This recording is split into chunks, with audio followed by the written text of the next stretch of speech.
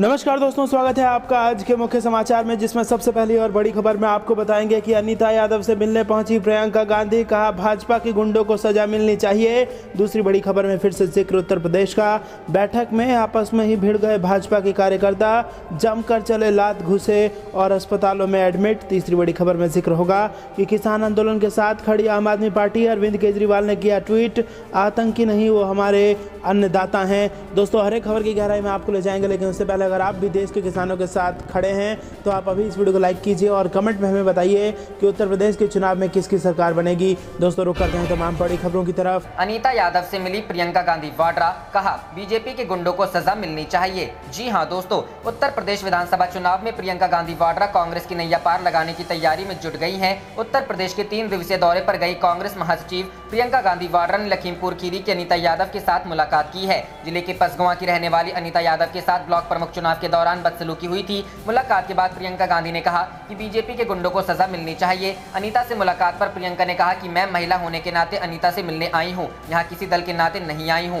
कांग्रेस नेता अजय कुमार लल्लू ने आज तक से बातचीत में बताया था कि प्रियंका गांधी आज अनीता यादव से मुलाकात करेंगी। अनीता पसगांव लखीमपुर खीरी की क्षेत्र पंचायत कार्यकर्ता हैं। लल्लू ने कहा कि उत्तर प्रदेश में जंगल राज है और प्रियंका गांधी ही एक उम्मीद है। प्रियंका गांधी हर उस महिला के साथ खड़ी है जिनके साथ योगी राज में बुरा हो रहा है। उधर कांग्रेस नेताओं पर गांधी प्रतिमा पर प्रदर्शन करने को लेकर एफआईआर दर्ज की गई है। धारा 144 और कोविड नियमों के उल्लंघन के आरोप में यह मामला दर्ज किया गया है। सचिवालय चौकी इंचार्ज ने एफआईआर दर्ज कराई है। एफआईआर में कांग्रेस प्रदेश अध्यक्ष अजय लल्लू समेत 5 पदाधिकारी नामजद। हजरतगंज कोतवाली में यह मामला दर्ज कराया गया है। प्रियंका गांधी की लखनऊ यात्रा पर यूपी के मंत्री मोहसिन रजा ने निशाना साधा है। उन्होंने कहा कि वह कभी भी जाने के लिए आजाद है, क्योंकि उत्तर प्रदेश सभी के लिए, खासकर महिलाओं के लिए सुरक्षित है। जनता ने कांग्रेस को हर जगह से नकार दिया है। अगर प्रियंका गांधी सच में कुछ करना चाहती हैं तो उनको किसानों को वो जमीनें लौटाना चाहिए जो कांग्रेस नेताओं ने ले ली है।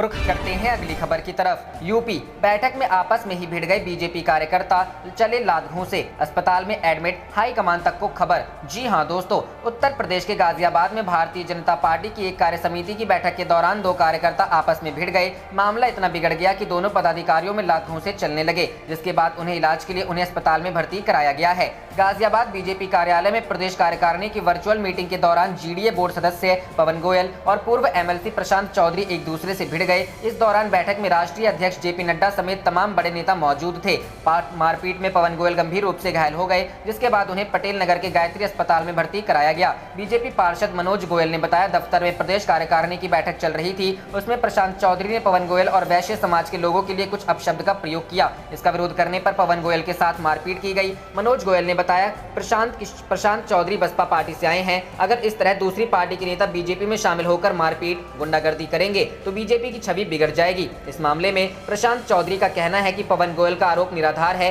किसी भी तरह की मारपीट नहीं हुई है, बल्कि बैठक के दौरान पवन गोयल ने ही कहा था कि तुम क्या थे, तुम लोगों के पैर छुआ करते थे। इसी बहस के बीच दोनों लोग पार्टी कार्यालय से बाहर निकल कर आए, जहां पवन गोयल ने पहले मेरा गिरेबान पकड़ लिया, उसके बाद मैंने भी उसका गिरेबान पकड़ा। इस दौरान पवन गोयल का कुर्ता फट गया, जिसे अब वह मारपीट बता रहा है। गिरेबान पकड़ने के अलावा कुछ नहीं हुआ। मारपीट के मामले से भाजपा प्रदेश नेतृत्व नाराज बताया जा रहा है। पार्टी के प्रदेश अध्यक्ष स्वतंत्र देव सिंह ने स्वयं बैठक में मौजूद कुछ वरिष्ठ नेताओं को फोन कर मामले की जानकारी ली। पार्टी नेतृत्व ने यह सवाल खड़ा किया कि जब बैठक में पार्टी के वरिष्ठ नेता मौजूद थे तो ऐसी नौबत क्यों आई, उन्होंने समय पर बीच बचाव क्यों नहीं किया। अगर 2 सदस्य बहस कर रहे थे तो उसी वक्त उन्हें वरिष्ठ नेता रोक सकते थे। तमाम सवाल पार्टी आलाकमान की तरफ से पूछे जाने की चर्चा है, जिसके चलते आशंका व्यक्त की जा रही है कि पार्टी आलाकमान बड़ा निर्णय ले सकता है। पार्टी नेतृत्व ने घटना के वक्त बैठक में मौजूद महानगर के जिला प्रभारी महेंद्र धनौरिया से विस्तृत रिपोर्ट मांगी है। बताया जा रहा है कि प्रदेश सरकार में स्वास्थ्य राज्य मंत्री अतुल गर्ग और पूर्व मेयर अशु वर्मा से भी जानकारी ली। रुख करते हैं अगली खबर की तरफ। किसान आंदोलन के साथ खड़ी आप, अरविंद केजरीवाल ने किया ट्वीट, आतंकी नहीं वो हमारा अन्नदाता है।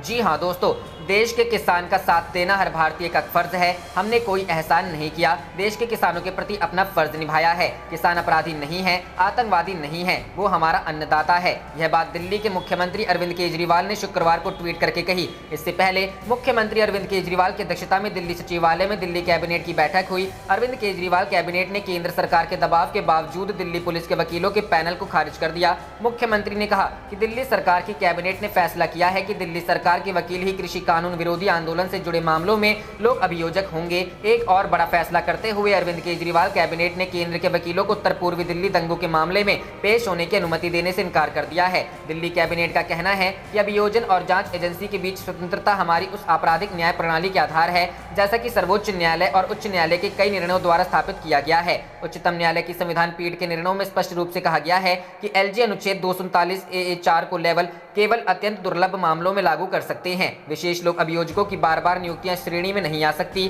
जांच एजेंसी और अभियोजक सेवा के बीच भेद बनाए रखना जरूरी है।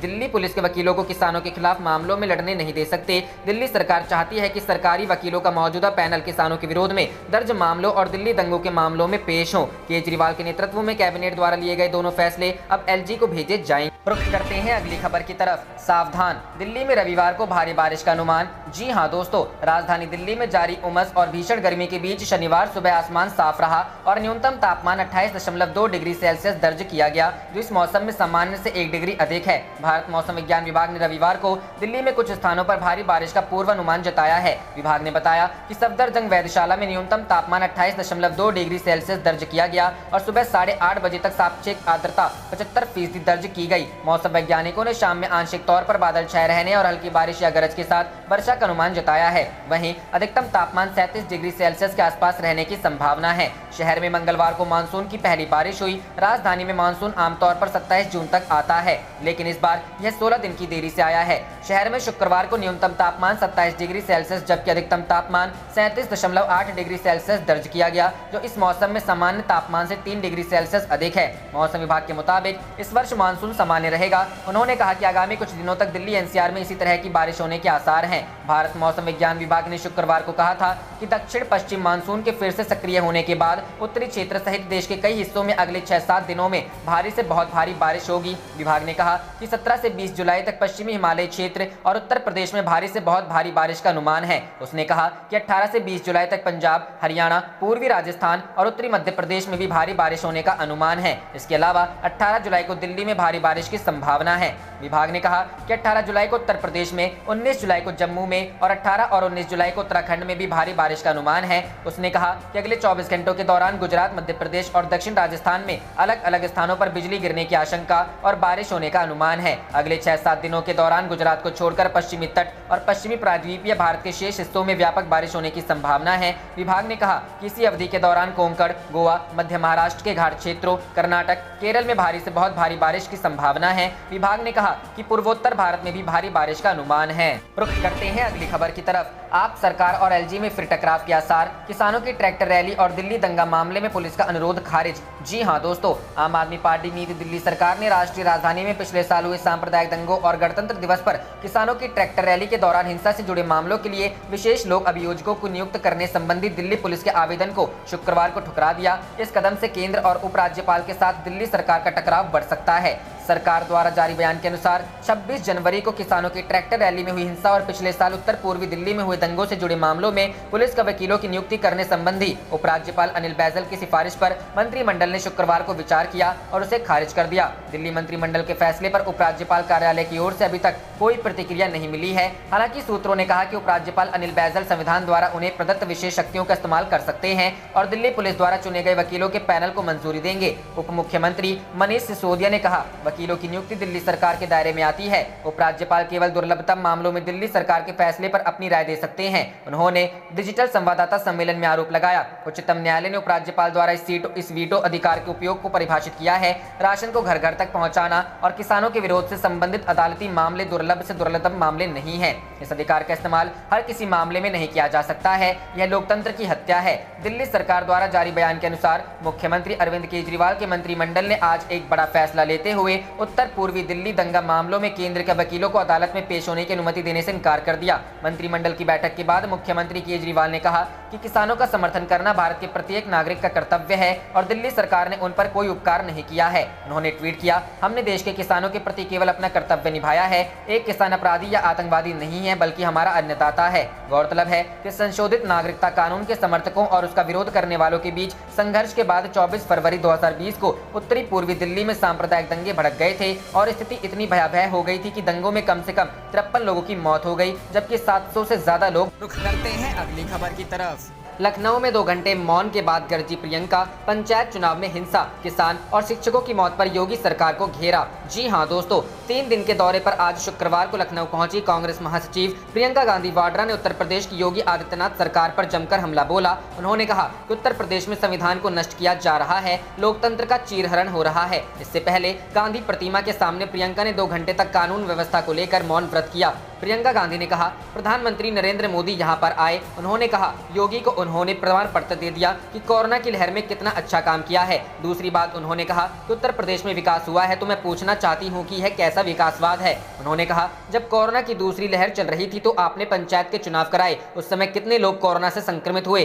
कैसी व्यवस्था की आपने, कितने शिक्षकों की मृत्यु हो गई, लेकिन आपने चुनाव करवाए। लखनऊ दौरे के दौरान प्रियंका गांधी ने किसान नेताओं से मुलाकात भी की। किसान प्रतिनिधियों ने खेती किसानी के मुद्दे पर प्रियंका गांधी से चर्चा की। दोनों के बीच किसान विरोधी काले कृषि कानूनों पर चर्चा हुई। माना जा रहा है कि प्रियंका गांधी कृषि कानूनों को लेकर किसानों की नाराजगी को भुनाने की कोशिश कर रही है। वह तमाम सियासी मुद्दों को उठा रही है। एक तरफ किसानों से मुलाकात कर रही है तो दूसरी तरफ ब्लॉक समिति के चुनाव में हुई हिंसा को लेकर पीड़ितों से भी मिलेंगी। उत्तर प्रदेश में विधानसभा चुनाव से पहले कांग्रेस पार्टी के संगठन में जान फूंकने के लिए पार्टी महासचिव प्रियंका आज 3 दिन के लिए लखनऊ पहुंची। प्रियंका ने योगी सरकार पर निशाना साधते हुए कहा, प्रदेश में अपहरण हो रहा है, ब्लॉक प्रमुख के चुनाव में आपने इतनी हिंसा की, महिला उम्मीदवारों के वस्त्र खींचे गए, तमाम जिलों में प्रशासन की ओर से धमकी दी जा रही है। उन्होंने कहा कि इस तरह की अराजकता उत्तर प्रदेश सरकार को चिढ़ा रही है। कोरोना की लहर में इनकी व्यवस्था एकदम खत्म हो गई, जबकि प्रधानमंत्री योगी आदित्यनाथ को प्रमाण पत्र दे रहे हैं। उनके राज में ये कोई नई बात नहीं है, पिछले कुछ साल से चल रहा है, लेकिन अब स्तर और गिर गया है। रुख करते हैं अगली खबर की तरफ। बीजेपी कार्य समिति की बैठक के दौरान नेताओं में चले लात घूंसे,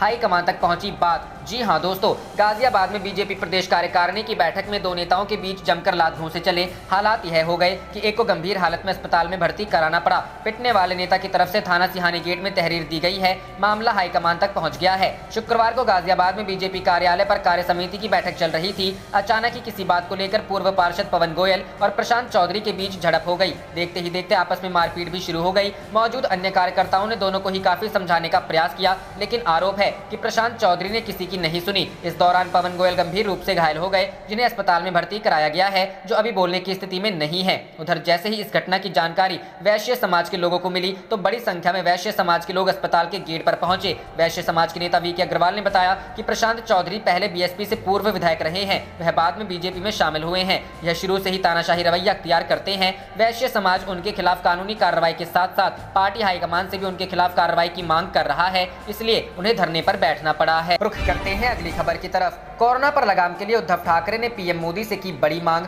जी हां दोस्तों, महाराष्ट्र के मुख्यमंत्री उद्धव ठाकरे ने सामाजिक, राजनीतिक और धार्मिक उद्देश्य से किसी एक स्थल पर लोगों को बड़ी संख्या में एकत्र होने से रोकने के लिए प्रधानमंत्री नरेंद्र मोदी से एक राष्ट्रीय नीति बनाने का अनुरोध किया है, ताकि कोविड-19 को फैलने से रोका जा सके। ठाकरे ने प्रधानमंत्री की ओर से कोविड-19 की मौजूदा स्थिति की समीक्षा के लिए शुक्रवार को बुलाई गई ऑनलाइन बैठक में यह सुझाव दिया। इस बैठक में कई राज्यों के मुख्यमंत्री भी शामिल हुए। उद्धव ने महाराष्ट्र के लिए प्रति माह कोविड-19 रोधी टीके की 3 करोड़ खुराक की मांग करते हुए कहा कि इससे राज्य में टीकाकरण कार्यक्रम को तेज करने में मदद मिलेगी। मुख्यमंत्री ठाकरे ने कहा, हालांकि सरकार कोविड-19 महामारी से जूझ रही है, लेकिन सार्वजनिक स्थानों पर जमा होती भीड़ एक बड़ी चुनौती बनी हुई है। सामाजिक, राजनीतिक और धार्मिक कार्यक्रमों में बड़ी संख्या में लोगों को एकत्र होने से रोकने के लिए केंद्र सरकार को एक राष्ट्रीय नीति बनानी चाहिए। महाराष्ट्र के मुख्यमंत्री कार्यालय की ओर से जारी वक्तव्य के मुताबिक उद्धव ने महामारी की दूसरी लहर से निपटने के लिए महाराष्ट्र में उठाए जा रहे कदमों से प्रधानमंत्री को अवगत कराया और कहा कि संभावित तीसरी लहर का मुकाबला करने के लिए राज्य सरकार योजना तैयार कर रही है।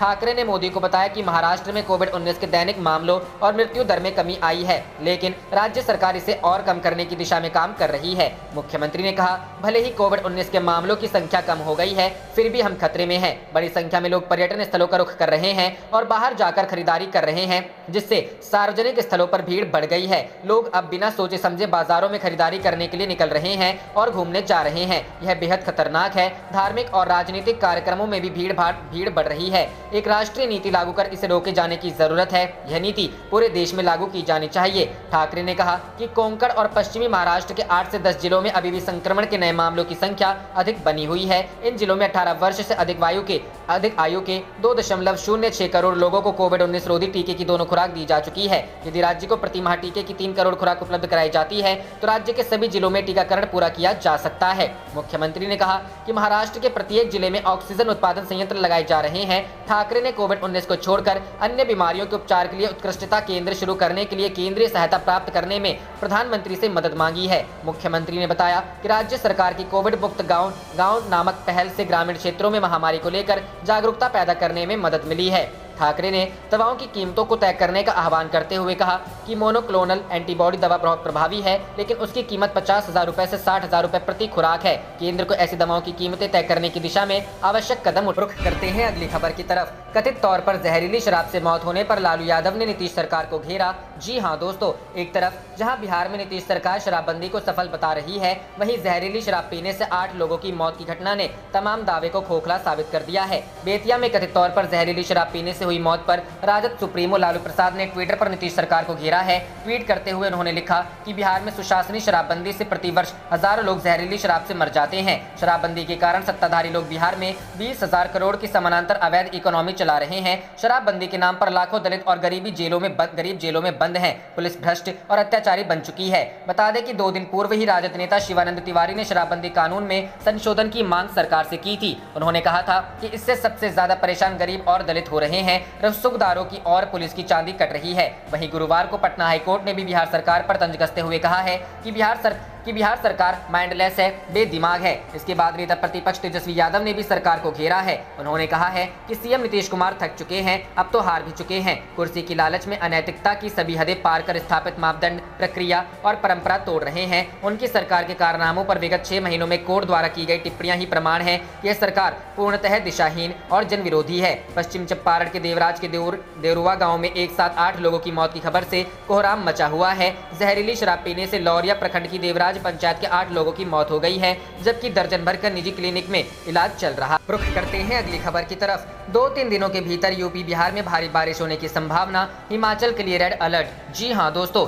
मुंबई एवं इसके उपनगरों में कई जगहों पर शुक्रवार सुबह से भारी बारिश हुई, जिसके कारण कई स्थानों में पटरियों पर जल जमाव होने से लोकल ट्रेन सेवा प्रभावित हुई। अधिकारियों ने बताया कि मध्य रेलवे की मुख्य लाइन के साथ हार्बर लाइन पर भी उपनगरीय ट्रेनें अपने निर्धारित समय से 20 से 25 मिनट की देरी से चल रही हैं। कोविड-19 महामारी के मद्देनजर लोकल ट्रेन सेवा सिर्फ स्वास्थ्य एवं आवश्यक सेवा से जुड़े कर्मियों के लिए चल रही है। आम यात्रियों को अभी लोकल ट्रेनों में सफर की अनुमति नहीं है। नगर निगम के एक अधिकारी ने बताया कि शहर में शुक्रवार सुबह से ही बारिश हो रही है, लेकिन इसके उपनगरों में अधिक बारिश की सूचना है। 3 घंटे के दौरान सुबह 7 बजे तक मुंबई में 36 मिलीमीटर बारिश हुई, जबकि पूर्वी और पश्चिमी उपनगरों में क्रमशः 75 मिलीमीटर और 73 मिलीमीटर बारिश हुई। मध्य रेलवे के एक अधिकारी ने बताया कि पूर्वी मुंबई में कुर्ला स्टेशन के पास पटरियों पर जल जमाव के कारण मुख्य लाइन छत्रपति शिवाजी महाराज टर्मिनल और कुर्ला के बीच और हार्बर लाइन CSMT वाशिक पनवेल पर उपनगरीय ट्रेन सेवाएं सुबह से प्रभावित हैं। उन्होंने बताया कि कुर्ला विद्या विहार के बीच धीमी लाइन ट्रेन यातायात को तीव्र गति की लाइन की ओर मोड़ दिया गया है। उन्होंने बताया कि हार्बर लाइन पर लोकल निर्धारित समय से 20 से 25 मिनट देरी से चल रही है। उन्होंने बताया हालांकि ठाणे वाशी ट्रांस हार्बर मार्ग पर ट्रेनें तय समय से चल रही हैं। मध्य रेलवे मुंबई महानगरीय क्षेत्र में 4 अलग-अलग उपनगरीय ट्रेन सेवाएं चलाता है। महामारी के प्रकोप से पहले यह 1700 से अधिक उपनगरीय सेवाओं का संचालन करता था और रोजाना 40 लाख से अधिक यात्री इनमें सफर करते थे। बहरहाल भारत मौसम विज्ञान विभाग ने शहर और उपनगरों में माध्यम से भारी वर्षा का और शुक्रवार को अलग अलग स्थानों पर बहुत अधिक भारी वर्षा का पूर्वानुमान जताया। रुख करते हैं अगली खबर की तरफ। तेल की बढ़ती कीमतों ने बढ़ाई भारत की चिंता, पेट्रोलियम मंत्री ने इन देशों से की बातचीत। जी हां दोस्तों, दुनिया के तीसरे सबसे बड़ा तेल उपभोक्ता भारत ने ओपेक देशों को तेल की ऊंची कीमतों पर अपनी चिंता से अवगत कराया है। तेल की ऊंची कीमतों से विनाशकारी महामारी के बाद सुधरती अर्थव्यवस्था को प्रभावित करने का खतरा है। नए पेट्रोलियम मंत्री हरदीप सिंह पुरी ने ओपेक के प्रमुख देशों को फोन कर उनसे भारत की इच्छा जताई कि उपभोक्ताओं को वहनीय दरों पर पेट्रोलियम ईंधन मिलना चाहिए। पुरी ने कतर और संयुक्त अरब अमीरात के अपने समकक्षों से फोन पर बात करने के बाद बृहस्पतिवार की शाम के संगठन के शीर्ष देश सऊदी अरब के ऊर्जा मंत्री को फोन किया। पुरी ने ट्विटर पर लिखा, सऊदी अरब के ऊर्जा मंत्री महामहिम शहजादे अब्दुल अजीज बिन सलमान अल सऊद के साथ वैश्विक ऊर्जा बाजारों में द्विपक्षीय ऊर्जा साझेदारी और विकास को मजबूत करने पर गर्म चर्चा हुई। उन्होंने कहा, मैंने वैश्विक तेल बाजारों को अधिक भरोसेमंद और स्थिरतापूर्ण बनाने के लिए तथा खनिज तेल की दरों को अधिक मुनासिब बनाने के लिए शहजादे अब्दुल अजीज के साथ काम करने की अपनी इच्छा व्यक्त की। सऊदी अरब दुनिया में कच्चे तेल का सबसे बड़ा निर्यातक है और इराक के बाद भारत के लिए दूसरे सबसे बड़ा स्रोत है। तेल की बढ़ती कीमतों से चिंतित भारत पश्चिम एशिया के प्रमुख तेल उत्पादक देशों से बराबर संपर्क कर रहा है। पुरी ने 14 जुलाई को अमीरात के उद्योग मंत्री और Abu Dhabi national oil company के CEO अहमद अल जाबेर को फोन कर तेल की कीमतों कम करने में मदद मांगी थी। रुख करते हैं अगली खबर की तरफ। किसान आंदोलन पर राकेश टिकैत का बड़ा बयान, ऐसा लग रहा देश में जंग होगी। जी हां दोस्तों, किसान आंदोलन पर भारतीय किसान यूनियन के राकेश टिकैत का बड़ा बयान आया है। रामपुर में राकेश टिकैत ने कहा है कि किसान तो वापस नहीं आएगा, किसान वहीं रहेगा, सरकार को बातचीत करनी चाहिए। उन्होंने कहा कि हमने 5 सितंबर को बड़ी पंचायत बुलाई है, आगे का जो भी निर्णय होगा उसमें लेंगे। 2 महीने का सरकार को भी टाइम है, अपना फैसला सरकार भी कर ले, किसान भी कर लेंगे। जंग होगी देश में, ऐसा लग रहा है युद्ध होगा। आप देख रहे थे आपका अपना चैनल जय हिंद जय भारत।